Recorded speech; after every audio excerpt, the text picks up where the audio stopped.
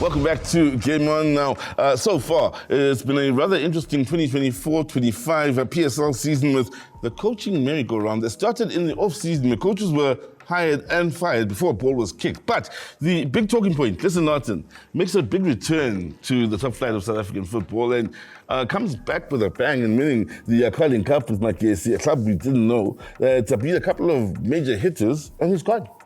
Yeah, gone. You know, he resigned, which is the norm now on TV by the look at it with coaches. Go on TV There's a few now. I can think of three at the top of my head, Joe. I'm very clever in doing. I think it's very clever in doing that. Number one, you're putting yourself out there. Yeah. To everybody knows public, you're available. Everybody knows you're available. And number two is showing you that it's not the so-called amicable agreement that you're walking away. It's you walking away from the club. I think he's clever in doing it. I think he's taken that club as far as he possibly can. He's seen what the players he's got. He's not going to be, they're not going to be bringing players in. He's seen what he can do with those players, and I think he's seen the writing on the wall, and he thought to himself, my reputation, let me move on. But I'm going to say this with a big but. Watch this space. I don't think he'll be clubless for very long.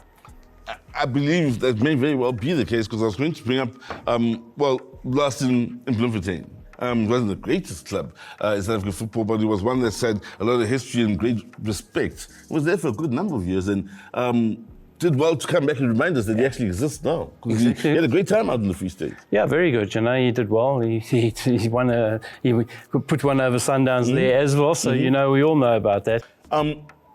Let's move on and talk about the side Larsen beat in, of course, that memorable final, Mamelodi Sundowns, in closing out last year. But Sundowns have had this period, I'd like to think, from when Peter Musimani took over, and they started to form the structure. And I remember started bringing some stars over to Sundowns, Kamapiliat for one, he said to Kamapiliat, listen, if you want to win the Champions League, come. This is where we're going. Yeah. You know what I mean? And bringing some of the best clubs, best players from clubs around the country. And they did that. They played some of the best football on the continent with some of the best clubs and did that for a good number of years. After Pito and up until recently, are we at the end of an era from a South African coaching point of view where we've seen something we may never see again, that not only saw Sundowns against the very best, Al-Ahly, right there with the very best, but also reflected on the national team as well?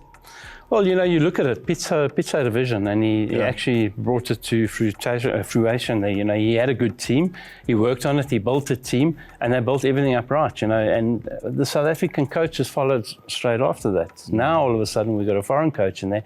I think the question you're trying to say is that going to be a legacy that we're not going to live up to? My biggest thing in this country is we're not appointing enough of our local coaches. We're giving the opportunity to foreign coaches.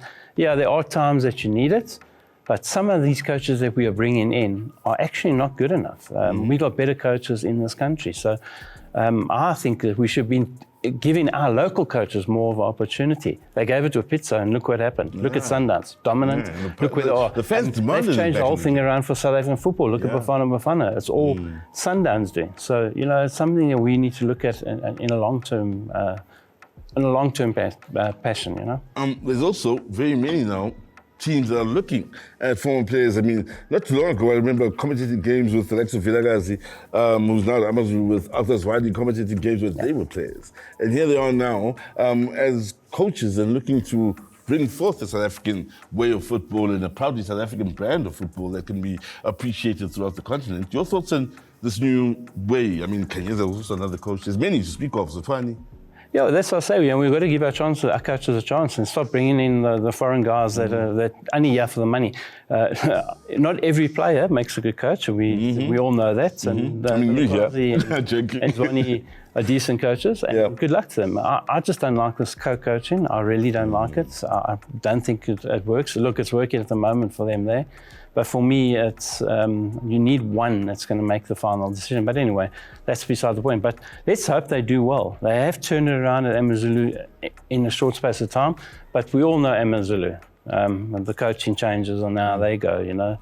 As soon as they hit a snag, instead of sticking with them and giving them the opportunity to fix it, what do? They get rid of them and bring in new coaching. And that's my only worry. I want to know about overall, what you think of the coaching playing style for the South African fan which seems to be coming back to the stadium, to the fans, to the stadiums now. Live games rather than sitting at home and watching. We've got more numbers at the start of the season than we've had in recent memory. Is it because of a more South African identity in the players? Where we might not like it at times, it might be showboating and so on, but the fans love it. I think it's also got to do with other teams, like your Pirates, your Chiefs started off very well and winning games, and that generates the interest. You know, you don't just have this one-sided football. I mean, who would want to go watch a team that's going to win every week in and week out?